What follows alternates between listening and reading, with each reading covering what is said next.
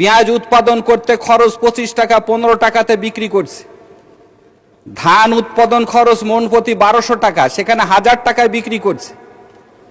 কৃষকরা জানতে চায় এই বাজেটে তাদের উৎপাদিত ফসলের ন্যায্য মূল্য পাবে কিনা।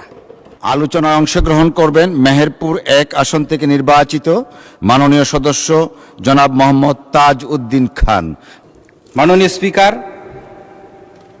সাধারণ মানুষ বোঝে না জিডিপি কি জিনিস, মুদ্রাস্ফীতি কি জিনিস, কর কি জিনিস।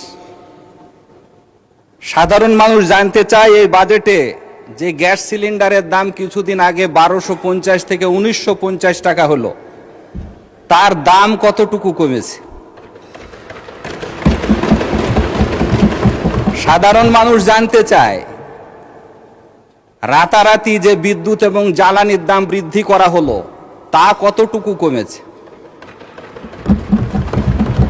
চাষিরা জানতে চায় তাদের চাষের জন্য যে পর্যাপ্ত সারের প্রয়োজন, আজকে এই সময়তে পাচ্ছে না। আমার কাছ থেকে এলাকার মানুষ বারবার খোঁজ নিচ্ছে পাওয়া যাবে কিনা। আবার 1300 টাকার সারে যদি 500 টাকা বেশি দেওয়া হয়, তাৎক্ষণিকভাবে পাওয়া যাচ্ছে। এই ব্যবস্থাপনাটা ঠিক হবে কিনা এই বাজেট। মাননীয় স্পিকার,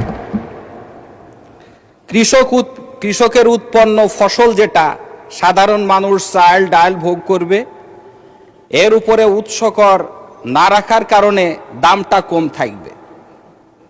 কিন্তু কৃষকের উৎপন্ন ফসলের মূল্য, পেঁয়াজ উৎপাদন করতে খরচ 25 টাকা 15 টাকাতে বিক্রি করছে।